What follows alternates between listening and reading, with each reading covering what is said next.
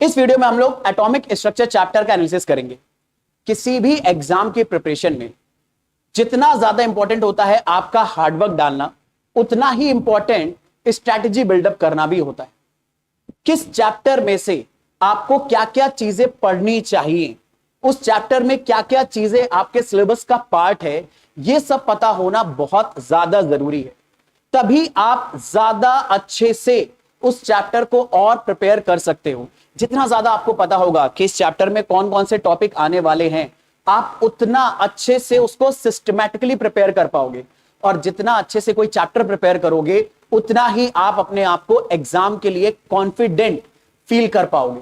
तो इस particular video में हम लोग एटॉमिक स्ट्रक्चर चैप्टर का ही एनालिसिस करेंगे। हम यह समझने की कोशिश करेंगे कि इस चैप्टर में क्या क्या चीजें आती हैं, सिलेबस के अंदर क्या क्या चीजें इन्वॉल्व हैं, कौन से उसमें से बहुत इंपॉर्टेंट टॉपिक हैं, कौन से ऐसे टॉपिक हैं जो बहुत इजी हैं, आसानी से कवर हो जाते हैं। साथ ही साथ ये समझने की कोशिश करेंगे कौन से ऐसे टॉपिक है जो डिफिकल्ट है, ताकि आप उन पर और ज्यादा अटेंशन दो और ज्यादा उनके ऊपर अच्छे से काम करो और अपनी प्रिपरेशन को एकदम टॉप नॉच लेवल पर ले जाओ। तो बिना और कोई टाइम वेस्ट करे सीधे हम लोग बात करना शुरू करते हैं इस टॉपिक के एनालिसिस की। सबसे पहले अगर बात करी जाए कि एटॉमिक स्ट्रक्चर चैप्टर में चैप्टर एट अ ग्लांस क्या है, मतलब चैप्टर के अंदर हमें क्या क्या चीजें पढ़नी है, तो ये कुछ ऐसे टॉपिक हैं जो इस चैप्टर के अंदर इन्वॉल्व होते हैं।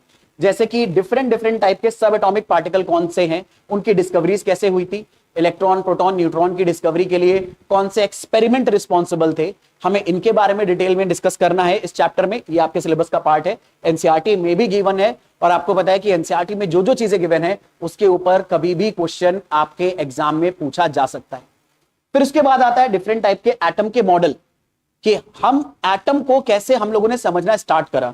अब शुरुआत से लेकर आखिर तक बहुत सारे डिफरेंट एटम के मॉडल थे।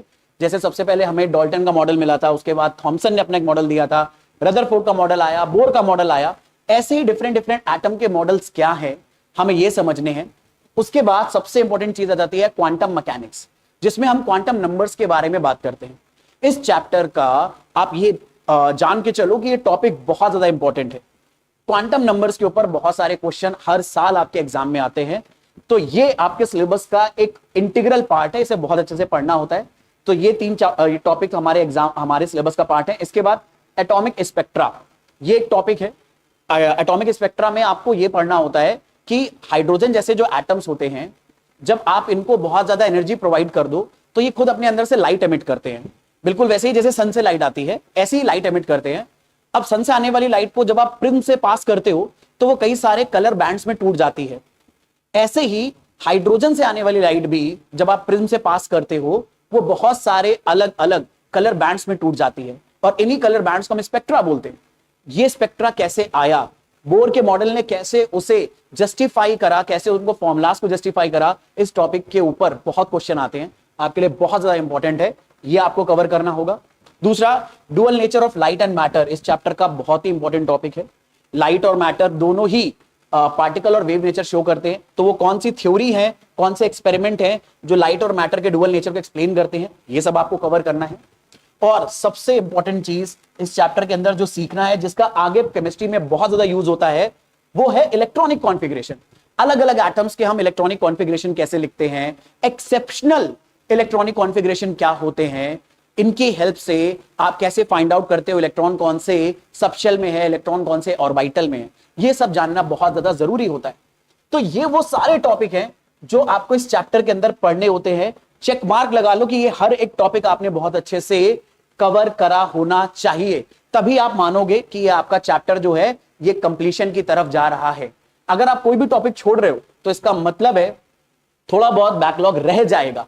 इसीलिए ये टॉपिक आपको सबसे पहले बता दी गए हैं कि हर एक टॉपिक ये कवर करना आपके लिए जरूरी है। एक भी टॉपिक छोड़ोगे नहीं अगर आपको 100% सिलेबस कवर करना है। तो आगे अगर बात करी जाए अगली चीज के ऊपर, तो वो है मेरे बच्चे, इस चैप्टर में कौन कौन से ऐसे टॉपिक है जो इजी है, जो आपका कम टाइम लेंगे, लेकिन आप प्रिपेयर कर लोगे अगर उन्हें, तो आपके एग्जाम में ज्यादा कंट्रीब्यूट करेंगे वो।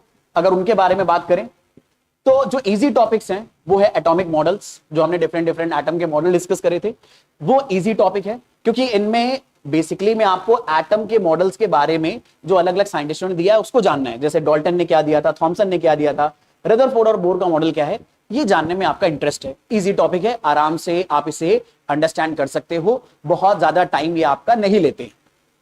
बेसिक क्वांटम मैकेनिक्स जो है, क्वांटम नंबर्स, उनका सिग्निफिकेंस, क्योंकि ये थ्योरी का आइडिया है थोड़ा सा, अगर आप इसे समझ ले गए तो ये आराम से आप अंडरस्टैंड कर ले जाओगे।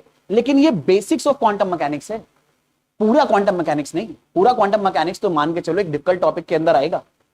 क्वांटम मैकेनिक्स कैसे आई है, उसका क्या कहानी है, वो पता करना एक इजी टॉपिक है। उसको सॉल्व करने एक अलग चीज है, वो थोड़ा सा आपका डिफिकल्ट टॉपिक के अंदर लाई करेगा। बाकी इलेक्ट्रॉनिक कॉन्फ़िगरेशन भाई बहुत इजी होता है, अगर आपने थोड़ी बहुत प्रैक्टिस कर ली तो आपको बहुत अच्छे से आ जाएगा। और ये जितना अच्छे से आपको आएगा उतना ही आसानी से आप केमिस्ट्री में आगे कंटिन्यू कर पाओगे। जो आगे चैप्टर आने वाले हैं बहुत सारे, वो इलेक्ट्रॉनिक कॉन्फ़िगरेशन के ऊपर डिपेंड करते हैं, उनके बहुत सारे कॉन्सेप्ट।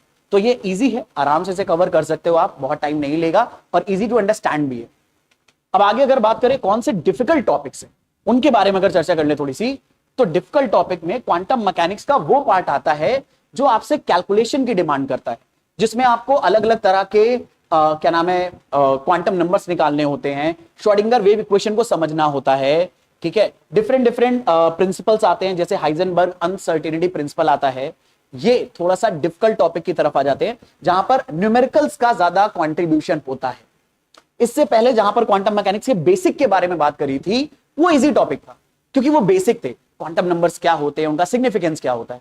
लेकिन जहां पर न्यूमेरिकल्स वाली बात आ जाती है, वो टॉपिक थोड़ा सा डिफिकल्ट हो जाता है। तो इसलिए ये क्वांटम मैकेनिक्स एक सेकंड पार्ट है जो ऐसी कॉन्सेप्ट्स के साथ डील करेगा जिससे न्यूमेरिकल आते हैं बहुत सारे, और इनमें क्या क्या चीजें आ जाती हैं कि दूसरा एक आ जाता है वेव पार्टिकल डुअलिटी, कि जो पार्टिकल्स होते हैं, जो मैटर होते हैं, वो दरअसल में डुअल नेचर शो करते हैं। इसके ऊपर बहुत सारे न्यूमेरिकल आते हैं, तो आपके लिए एक अच्छा टॉपिक बन जाता है ये। ऐसे ही हाइजेनबर्ग अनसर्टेनिटी प्रिंसिपल के ऊपर बहुत सारे टॉपिक, बहुत सारे न्यूमेरिकल्स आते हैं, तो ये आपका बहुत अच्छा टॉपिक बन जाता है। श्रोडिंगर वेव इक्वेशन से हम किस तरह से ऑर्बिटल्स के ग्राफ बनाते हैं, किस तरह से नोड्स वगैरह निकालते हैं, ये आपके लिए बहुत इंपॉर्टेंट टॉपिक हो जाता है। एटॉमिक स्पेक्ट्रा भी अपने आप में एक बहुत ही इंपॉर्टेंट और डिफिकल्ट टॉपिक मान सकते हो आप, क्योंकि ये थोड़ा सा टाइम लेता है अंडरस्टैंडिंग स्टैब्लिश करने के लिए। आपको वक्त देना पड़ेगा एटॉमिक स्ट्रक्चर के सारे कॉन्सेप्ट्स को अच्छे से अंडरस्टैंड करने के लिए, कि एटॉमिक स्पेक्ट्रा में कैसे अलग अलग सीरीज आती हैं, कैसे बोर का मॉडल उन्हें प्रूफ करता है, ये सारे लिंक्स आपको बहुत अच्छे से बैठाने होंगे। अगला है एक्सरेज का कॉन्सेप्ट, ये आपको अच्छे से पता होना चाहिए, इसे अंडरस्टैंड कर लो, इसके ऊपर क्वेश्चन आ सकते हैं। Concept of orbit, orbital, subshells, बच्चे अक्सर इसमें कंफ्यूज होते रहते हैं, इसलिए मैंने इनको डाल दिया है डिफिकल्ट टॉपिक के अंदर, ताकि आप यहां पर इस पे अटेंशन दो।